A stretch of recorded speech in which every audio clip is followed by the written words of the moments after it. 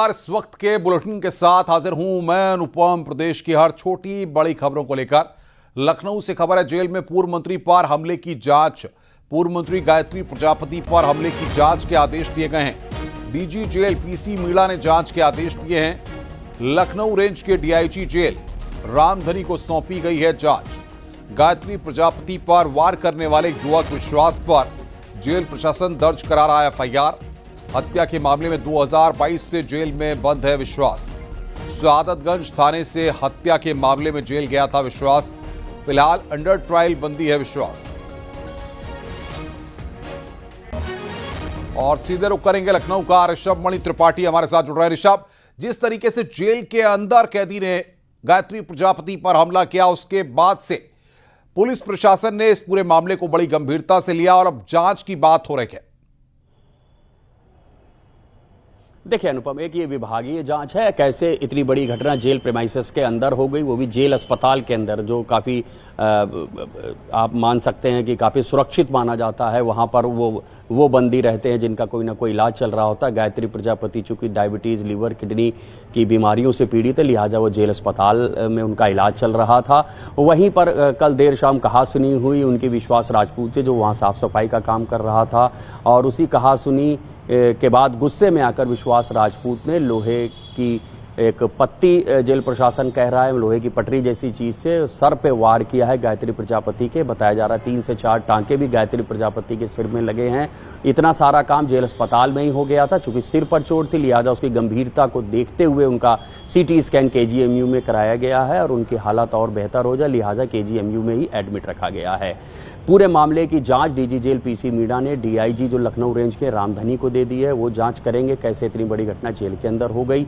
चूंकि एक आपराधिक मामला है, लिहाजा एफआईआर भी दर्ज कराई जा रही है। लखनऊ जेल के जेलर राजेश कुमार की ओर से गोसाईगंज थाने में एक तहरीर दी गई है विश्वास राजपूत के खिलाफ, जिस पर एफआईआर दर्ज हो रही है। बताया जा रहा है कि ये तहरीर मारपीट, गाली गलौज और धमकाने की धाराओं में है। चूंकि इस बात पर चर्चा चल रही थी कि क्या उसमें जानलेवा हमले की धारा होगी या नहीं, लेकिन अभी सोर्सेज हमें कंफर्म कर रहे हैं कि उसमें जानलेवा हमले की धारा नहीं है। चूंकि जो चोट गायत्री प्रजापति को लगी है उसको जानलेवा नहीं माना जा रहा है। मेडिकल हुआ है, मेडिकल के दौरान उस चोट को इतना गंभीर नहीं पाया गया कि उसमें जानलेवा हमले की धारा लगाई जाए। विश्वास राजपूत के बारे में बताया जा रहा है 2022 में सादतगंज इलाके में एक मर्डर के मामले में वो आरोपी था। उसी मामले में गिरफ्तार करके उसको जेल भेजा गया था। उसके बाद से ही वो लखनऊ जेल में बंद है और जेल में वो साफ सफाई की उसको जिम्मेदारी दी गई थी। और कल वो जब अस्पताल के अंदर ही साफ सफाई कर रहा था तब ये घटना हुई है। वहीं गायत्री प्रजापति, चूंकि वो गैंगरेप और पॉक्सो के मामले में कन्विक्टेड हैं, सजा याफ्ता, उनको उम्र कैद की सजा हो चुकी है, लिहाजा वो लखनऊ जेल में बंद हैं और उनकी जो मेडिकल कंडीशंस हैं उसको देखते हुए उनको जेल अस्पताल में रखा गया है। अनुपम, तो क्या माना जाए ऋषभ की किस बात को लेकर के दोनों के बीच में जिरह हुई है? अभी तक ये कुछ साफ हो पाया है या फिर विश्वास के साथ पुलिस की टीम ने या जेल प्रशासन की टीम ने अब तक कोई पूछताछ की है या जांच टीम अब जाने के बाद चीजों को सामने लाएगी? देखिए, फौरी तौर पर तो पूछताछ कल ही हो गई थी। विश्वास से मौके पर भी पूछताछ हुई थी और जो जेल के तमाम अधिकारी हैं उनका ये कहना था कि विश्वास का ये कहना है, विश्वास ने ये आरोप गायत्री प्रजापति पर लगाया था कि उन्होंने साफ सफाई के दौरान कुछ अपशब्दों का इस्तेमाल किया था, जिसके ऊपर विश्वास राजपूत भड़क गया और पास ही एक लोहे की अलमारी रखी हुई थी, उसका जो स्लाइडर है उस स्लाइडर की एक पत्ती उसने हाथ में लेकर सर पे वार किया है। ये तमाम देखा जाएगा उस वक्त और कौन कौन जेल अस्पताल में मौजूद था, क्या कोई ऐसा गवाह सामने आता है। जैसा विश्वास राजपूत ने कहा है कि गायत्री प्रजापति ने उसे अपशब्द कहे थे, उसने इसलिए गुस्से में आकर उनके ऊपर हमला किया, या कोई और वजह भी हो सकती है। जेल प्रशासन के लोगों का ये भी कहना है किसी भी तौर से किसी भी कोई इनकी पहले की कोई भी दुश्मनी, कोई जान पहचान, ऐसा कुछ भी सामने में नहीं आया और कतई ये इरादा जानलेवा हमले का नहीं था। ये एक तात्कालिक घटना थी, स्पर ऑफ मोमेंट था कि गायत्री प्रजापति ने गुस्से में कुछ कहा जो उसको बुरा लग गया और उसने पास ही एक लोहे की पत्ती शेल्फ से निकाल के उसके सर पर वार कर दिया है। अभी तक किसी भी साजिश से जेल प्रशासन के लोग इनकार कर रहे हैं कि कोई भी साजिश नहीं है, कहीं भी इस हमले की कोई पहले से तैयारी नहीं थी, ये अचानक हुआ है। गायत्री प्रजापति ने साफ सफाई के दौरान विश्वास से कुछ ऐसी बात कही जो उसको बुरी लगी और उसने वार कर दिया। ऋषभ, बहुत बहुत शुक्रिया, आपका नजर बना के रखिए। आगे भी हम आपसे अपडेट लेंगे। ऋषभ मणि त्रिपाठी इस वक्त की बड़ी खबर पर हमें अपडेट दे रहे थे। वहीं लखनऊ जेल में बंद पूर्व मंत्री गायत्री प्रजापति पर जानलेवा हमले को लेकर गायत्री प्रजापति की दोनों बेटियों अंकिता और सुधा ने न्यूज 18 से खास बातचीत की, जिसमें उन्होंने अपने पिता की सुरक्षा को लेकर चिंता जताई है। साथ ही जेल में हमले को बड़ी साजिश बताया है। गायत्री प्रजापति पर लखनऊ जेल में हुए हमले के बाद इस वक्त उनके परिवार के तमाम सदस्य हमारे साथ मौजूद हैं, जिससे हम बात करेंगे। उनकी बेटी अंकिता और सुधा हमारे साथ मौजूद हैं। कैसी तबीयत है, क्या अपडेट है?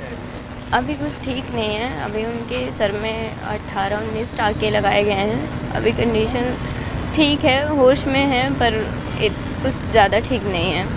आप लोग क्या मांग करते हैं, क्या लगता है कि ये कैसे हुआ? हमारी मांग ये है कि हमारे पिता पे जानलेवा हमला हुआ है और वो सुरक्षित बिल्कुल नहीं है। जेल में तो बिल्कुल सुरक्षित नहीं है, बाहर भी नहीं है। हम नहीं कह सकते कि हॉस्पिटल में वो सुरक्षित है, लेकिन ट्रीटमेंट उनका होना बहुत ज़रूरी है। मेरी सरकार से एक गुहार है कि मेरे पिता की अच्छे से ट्रीटमेंट कराया जाए और मेरे पापा निर्दोष हैं। मुख्यमंत्री जी से मैं सिर्फ इतना कहना चाहती हूँ कि वो निर्दोष हैं, उनकी निष्पक्ष जांच कराई जाए। मेरे पिता 8 साल 8.5 साल से जेल की सज़ा काट रहे हैं। उन्होंने कभी कुछ गलत किया ही नहीं। महिला कहती रही कि मेरे साथ कुछ गलत ही नहीं हुआ, उसके बाद भी ज़बरदस्ती उन्हें सज़ा करा दी गई। ऐसा मुकदमा है जिसमें मेरे पिता का और उस महिला का रेप में कोई मेडिकल टेस्ट ही नहीं हुआ है, बिना मेडिकल के ही सज़ा कर दी गई है। रेप केस में मुझे जितनी जानकारी है कि जब तक आपका टेस्ट नहीं हो जाता तब तक पता कैसे चलेगा कि रेप हुआ है या नहीं हुआ है, किस इंसान ने किया है, किस इंसान ने नहीं किया है। बिना मेडिकल टेस्ट के मेरे पिता को सज़ा कर दी गई। और महिला जब सामने आके बोल रही है, मीडिया में आके बोल रही है, कोर्ट में भी गवाही दे रही है कि मेरे साथ कुछ गलत नहीं किया गया है, मुझे ब्लैकमेल किया गया था, या जो भी उसने अपनी चीज़ें बताई, तो कम से कम सच मानना चाहिए। न्यायालय हमारी सुनती ही नहीं। हमारे पिता का जहाँ नाम आता है वहाँ पे वो फाइल उठा के फेंक देते हैं, तो हमें न्याय कहाँ से मिलेगा? सुधा, क्या लगता है कि किन लोगों ने हमला किया? क्या ये कोई साजिश है या इंसिडेंट? ये तो कहा नहीं जा सकता किसका क्या साजिश है, पर ये साजिश के तहत ही हुआ है। पापा ने बताया, जो भी उनको याद है, वो बैठे थे, अंदर गए थे, पेट में दर्द था, उनकी दवा लेने गए, डॉक्टर बाहर गए और वो कैदी पता नहीं कहाँ से आया, दरवाज़ा बंद किया, उठाया जो सामान उसके पास था और सर पे वार करने लगा और काफ़ी गहरा चोट लगा है पापा को। मेरे 18 टाँका लगा है, 18 से 20 टाँका। और फिर पापा खुद को बचाव करने के लिए उससे जब फाइट किए तो वो बहुत मुश्किल से, वो क्योंकि वो दरवाज़ा खोलने ही नहीं दे रहा था। पापा तीसरी बार दरवाज़ा खोले, जब उनको लगा कि अब बच नहीं पाएंगे तो उसको बहुत तेज़ से झटके दबाए, फिर अपने आप को बचाव करने के लिए। फिर जब दरवाज़ा किसी तरह खोले, पापा चीखने लगे मुझे मार देगा। फिर वहाँ पे जो भी थे वो आके बचाव किए, फिर ऐसा घटना हो गया। हम यही चाहते हैं कि जब जेल में ही मेरे पापा सुरक्षित नहीं है तो उनको कहाँ रखा जाए। और मेरे पापा निर्दोष हैं, उन्होंने कुछ भी नहीं किया है। अब बताइए, हम लोग बेटी होके न्याय मांग रहे हैं, महिला बोल रही है, उनकी बेटी बोल रही है, सब बोल रहे हैं, लेकिन कोई सुनवाई नहीं हो रहा है। माफिया अतीक अहमद के बेटे अली अहमद को प्रयागराज की नैनी जेल से अब झांसी जेल में शिफ्ट किया गया है। शासन के आदेश के बाद कड़ी सुरक्षा के बीच आज उसे जेल में शिफ्ट कर दिया गया। दरअसल उमेश पाल हत्याकांड में आरोपी अली अहमद ने 30 जुलाई 2022 को कोर्ट में सरेंडर किया था, तब से वो जेल में बंद है। आज झांसी जेल में उसे शिफ्ट कर दिया गया। कड़ी सुरक्षा के बीच आज प्रयागराज से उसे झांसी शिफ्ट कर दिया गया। वहीं झांसी जेल की सुरक्षा और बढ़ा दी गई है। जेल प्रशासन ने डायरेक्ट से लेकर आने जाने वाले रास्तों पर भी सीसीटीवी कैमरे लगा दिए, जिनकी 24 घंटे निगरानी के निर्देश दिए गए। अली को प्रयागराज से झांसी की जेल में कड़ी सुरक्षा के घेरे में यहां शिफ्ट कराया गया। अगर पुलिस अधिकारियों की माने तो प्रशासनिक आधार पर उसे प्रयागराज से झांसी की जेल में शिफ्ट कराया गया। यहां जब उसे शिफ्ट कराया गया तो 4 डॉक्टर्स की टीम ने उसका मेडिकल चेक किया, जिसमें ENT, फिजिशियन और कार्डियोलॉजिस्ट मौजूद था। उसे अलग बैरक में रखा जाएगा।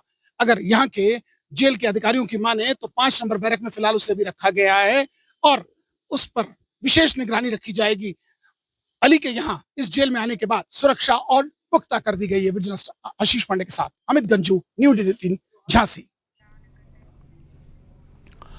बहराइच में घर से 6 लोगों की लाशें मिलने से हड़कंप मच गया। बताया जा रहा है कि सनकी शख्स ने पहले घर पर गांव के 2 लड़कों की हत्या की, फिर अपनी 2 बेटियों को भी मौत के घाट उतार दिया। उसके बाद उसने खुद को पत्नी के साथ घर में बंद कर आग लगा ली। घटना रामगांव इलाके के निदुरपुरवा गांव की है। आग की लपटें देखकर आसपास के लोग मौके की ओर भागे। देखते ही देखते वहां पर भीड़ जमा हो गई। फायर ब्रिगेड भी मौके पर पहुंची और आग पर काबू पाने के बाद जब मकान के अंदर पुलिस की टीम पहुंची तो अंदर का खौफनाक तस्वीर देखकर हर किसी का कलेजा मुंह को आ गया। घर में जली हुई हालत में 6 लाशें थीं। बताया जा रहा है कि सनकी किसान ने इन बच्चों को अपने घर पर लहसुन की कटाई का काम करने के लिए बुलाया था। बाद में उसने गड़ासे से उनकी हत्या कर दी। आज सुबह बताया जा रहा है कि 3 बच्चे यहाँ पर कुछ कृषि कार्य करने आए थे यहाँ पर, जिसमें से एक बच्चा मौजूद है जिसने हमें पूरा घटनाक्रम के बारे में कैसे क्या हुआ है ये भी बताया है। तो अभी जितने भी हमें साइंटिफिक एविडेंस मिले हैं, जो पीएम के लिए हमारी वहाँ पे कार्रवाई चल रही है, पीएम रिपोर्ट चोटों के आधार और कॉज ऑफ डेथ के आधार पर ही आगे का जो है मंतव्य हम लोग बनाएंगे और हम लोग इन रिपोर्ट्स का वेट कर रहे हैं। इस बीच क्राइम सीन से सारे फोरेंसिक इनपुट्स ले लिए गए हैं, आसपास के लोगों से पूछताछ की जा रही है। ये भी बताया जा रहा है कि गृहस्वामी जो है वो पिछले कुछ महीने पहले उसके घर में उसके यहाँ डेथ हुई थी, उसके बाद से वो परेशान है। तो ये सब सारी सीक्वेंस को हम लोग एनालाइज कर रहे हैं और किन परिस्थितियों में क्या सीक्वेंस के साथ ये घटना हुई हम आपको जल्दी बताएंगे। चित्रकूट के कोतवाली क्षेत्र में जिला बार संघ अध्यक्ष के घर बम फेंका गया। हमले में अधिवक्ता संघ के अध्यक्ष का परिवार बाल बाल बचा है। बाइक सवार 2 युवकों ने आधी रात घर में बम फेंका। बम के हमले से घर में खड़ी कार और बाइक क्षतिग्रस्त हो गई। अधिवक्ता ने नामजद तहरीर देकर कार्रवाई की मांग की है।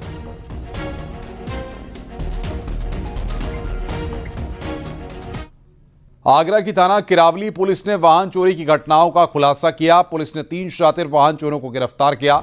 इनके पास से पुलिस ने चोरी की 6 बाइक, एक ऑटो बरामद किया है।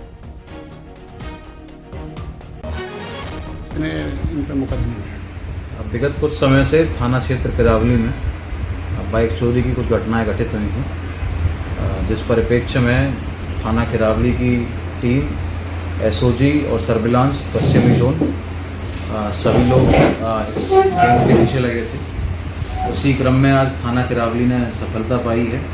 आज 3 व्यक्तियों को हिरासत में लेके माननीय न्यायालय भेजा जा रहा है। खबर मेरठ से, एक युवक की हत्या कर दी गई। युवक के सिर पर कई वार कर हत्या की गई। शव की शिनाख्त करने में पुलिस जुटी हुई है। पुलिस ने शव को पोस्टमार्टम के लिए भेजा है। थाना लोहिया नगर क्षेत्र का यह पूरा मामला है। आज सुबह थाना लोहिया नगर पुलिस 112 के माध्यम से सूचना मिली कि नरेगा के पास ट्यूबवेल के पास एक अज्ञात युवक का शव पड़ा हुआ है। सूचना मिलते ही पुलिस द्वारा मौके पर पहुंचकर शव को अपने कब्जे में लिया गया। इसका पंचायतनामा किया गया। शव एक युवक का है जिसकी उम्र 22 से 25 साल है। प्रथम दृष्टया से सिर्फ एक चोट दिख रही है। इसमें पोस्टमार्टम की कार्रवाई की जा रही है। शव को मोर्चरी भेजा गया है। पोस्टमार्टम में जो भी तथ्य सामने आएंगे उसके अनुसार इसमें आवश्यक कार्रवाई की जाएगी। कैसा शव की पहचान हो पाई है अभी तक? शव की पहचान के लिए तो इसकी 2 टीमें लगाई गई। आसपास की सीसीटीवी फुटेज चेक किए जा रहे हैं। अमरोहा में बच्चों के विवाद में खूनी संघर्ष हुआ। इस दौरान कुल्हाड़ी से हमला कर एक शख्स की हत्या कर दी गई। मामला रजबपुर थाना क्षेत्र के बवनपुरा माफी गांव का है। छोटे बच्चों के खेल के दौरान कहासुनी हो गई। दोनों बच्चों के परिवार आमने सामने आ गए। ग्रामीणों ने बीच बचाव कर मामले को शांत करा दिया। बच्ची के परिजनों ने थाने में तहरीर भी दी, लेकिन इसके बाद बच्ची के पिता राहुल और मां आरती ने बच्चे के घर पर हमला बोल दिया। परिवार वालों पर कुल्हाड़ी से हमला किया गया। हमले में बच्चे के ताऊ की भी मौत हुई है, जबकि 3 लोगों की हालत बेहद गंभीर है। मृतक के परिजनों और पुलिस के बीच तीखी नोकझोंक भी हुई।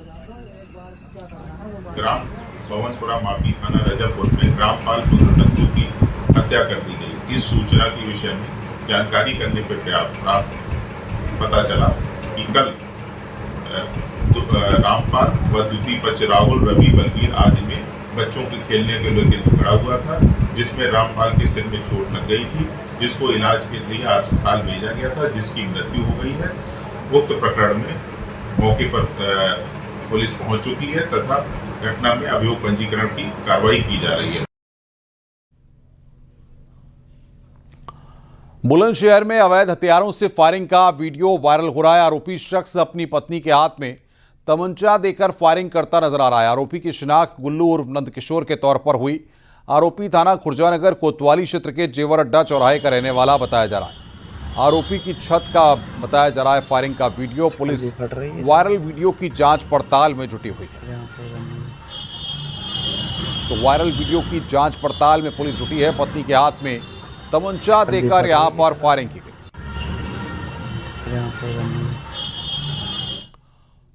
और सीधे आपको बरेली लेकर चलते हैं, जहां पर बरेली पुलिस इस वक्त प्रेस कॉन्फ्रेंस कर रही है। था और हम लोगों के जो बीट आरक्षी थे, जिनको बीट में भेजा गया था, उनके द्वारा जो आशंकाएं जाहिर की गई थी, उसी के आधार पे हमने इस कार्यक्रम के लिए उनको मना किया था। तो हम लोगों को जानकारी थी कि ये प्रोटेस्ट वायलेंट हो सकता है और उसमें ऐसे तत्व शामिल हो सकते हैं जो प्रोटेस्ट को वायलेंट कर सकते हैं। क्या नफीस ने बताया पूछताछ में इनके क्या इरादे थे? नहीं, ये तो ऑब्वियस सी बात है कि भाई उनको अगर इस्लामिया ग्राउंड पे एक भीड़ इकट्ठी करनी है और जब ये बता दिया गया है कि ये प्रोटेस्ट अलाउड नहीं है, कोई भी कार्यक्रम इस तरह का अलाउड नहीं है, तो वो और इस तरह की भीड़ जो ऑलरेडी जहाँ पुलिस उनको रोक रही है और वो पुलिस के अगेंस्ट एग्रेसिव और वायलेंट हो रहे हैं, तो जब वो सारी भीड़ एक साथ इकट्ठा होती तो कितना वायलेंट हो सकती थी आप अंदाजा। नमाज का समय करने का अलग अलग लोगों के अलग अलग व्हाट्सएप ग्रुप्स बने होते हैं, आपको जानकारी है इस चीज़ की, और बाय वर्ड ऑफ माउथ भी स्प्रेड किया जाता है और बाय इलेक्ट्रॉनिक मीन्स भी स्प्रेड किया जाता है।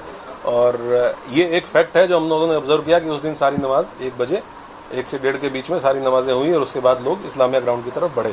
तो ये एस्टेब्लिश्ड फैक्ट है कि ऐसा हुआ। पुलिस मानती है कि अगर 1 बजे वाली नमाज नहीं होती तो शायद ये ट्रिगर पॉइंट भी नहीं होता, उसी के बाद जो है पूरा मामला। मैं इतना कह सकता हूँ कि ये इसलिए किया गया ताकि मैक्सिमम भीड़ इस्लामिया ग्राउंड की तरफ।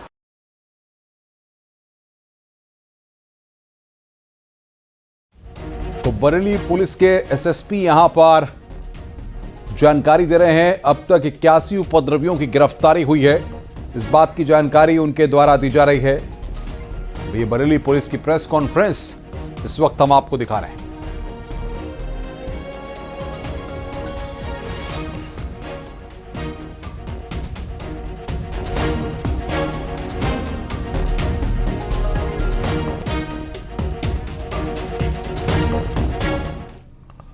बरेली के थाना सीबीगंज पुलिस ने एनकाउंटर में 2 उपद्रवियों को गिरफ्तार किया है। एनकाउंटर में दोनों आरोपी इदरीस और इकबाल के पैर में गोली लगी है। आरोपियों ने पुलिस पर फायरिंग की थी। इदरीस और इकबाल शाहजहांपुर से बरेली प्रदर्शन में शामिल होने के लिए आए थे। इदरीस और इकबाल के पास से 2 तमंचा और कई जिंदा कारतूस बरामद हुए हैं।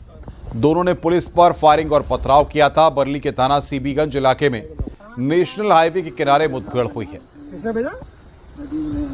क्यों भेजा था?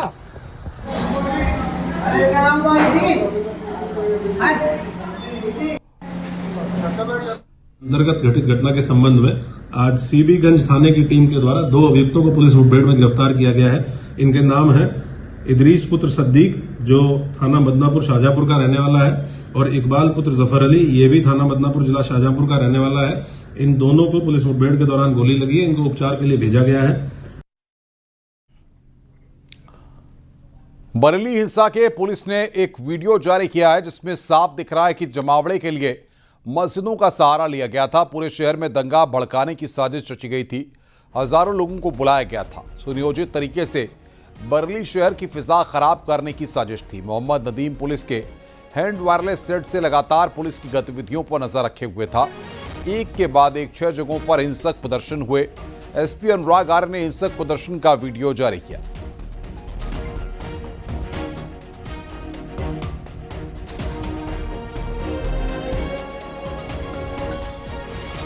केंद्रीय मंत्री गिरिराज सिंह ने इमरान मसूद को आतंकवादी कहा है। उसके बोल आतंकवादी हैं। तौकीर रजा हो या इमरान मसूद, ये सभी देश के नागरिक हैं। उन्हें देश के नागरिक की तरह रहना होगा। शरिया कानून यहां नहीं चलेगा।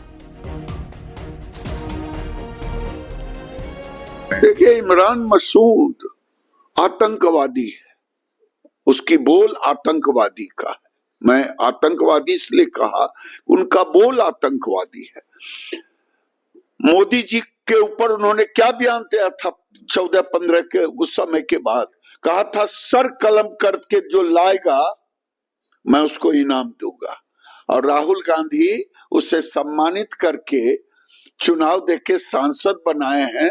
उनका दाहिना हाथ है। और अभी कह रहा है कि जो कुछ हो रहा है ये मुसलमानों पर जुर्म हो रहा। ये जुर्म नहीं है। मुसलमान भी देश के नागरिक हैं। चाहे तौकीर रजा हो, चाहे इमरान मसूद, उनको देश के नागरिक की तरह रहना पड़ेगा। ये शरिया कानून यहां नहीं चलने वाला। आगरा में चोरों ने थाने से महज 50 मीटर की दूरी पर कपड़े के शोरूम को निशाना बनाया। उसके बाद एक जनरल स्टोर में चोरी की पूरी घटना दुकान में लगे सीसीटीवी कैमरे में कैद हो गई। मामला थाना सिकंदरा क्षेत्र का है। नेशनल हाईवे पर मौजूद कपड़े के शोरूम के ताले तोड़कर 4 नकाबपोश चोरों ने चोरी की। उसके बाद कपड़े के शोरूम के पास जनरल स्टोर की दुकान को निशाना बनाया गया। सीसीटीवी फुटेज के आधार पर पुलिस चोरों की गिरफ्तारी की कोशिश में जुटी हुई है।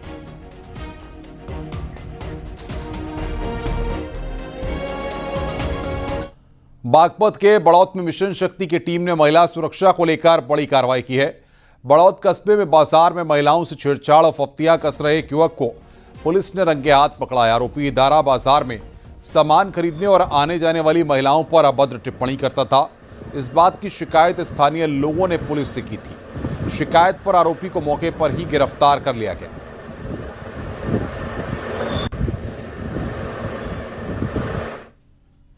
गाजियाबाद के थाना ट्रोनिका सिटी पुलिस और महिला पुलिस टीम के साथ एक बदमाश की मुठभेड़ हुई। मुठभेड़ में शातिर लुटेरा गिरफ्तार हुआ है। पुलिस ने बदमाश राहुल उर्फ काला को गिरफ्तार किया है। गिरफ्तारी के बाद बदमाश कहने लगा अपराध करने नहीं जाऊंगा। खानपुर के जंगल में लाया गया तो उसने वहां उस पहले से छुपा रखी तमंचा निकालकर जान से मारने की नियत से पुलिस पर फायरिंग कर दी, जिसमें आत्मरक्षार्थ पुलिस द्वारा जवाबी फायरिंग की गई, जिसमें इस अभियुक्त को पैर में गोली लगी है। उसे उपचार हेतु अस्पताल भेजा गया है। इसके पास से एक अदद तमंचा, 315 बोर, जिंदा कारतूस, खोखा कारतूस एवं लूटी हुई मोबाइल फोन भी बरामद हुई है। आपराधिक इतिहास खंगालने पर इसके ऊपर दिल्ली एनसीआर क्षेत्र में लूट तथा स्नैचिंग के करीब आधे दर्जन से ज्यादा अभियोग पंजीकृत पाए गए।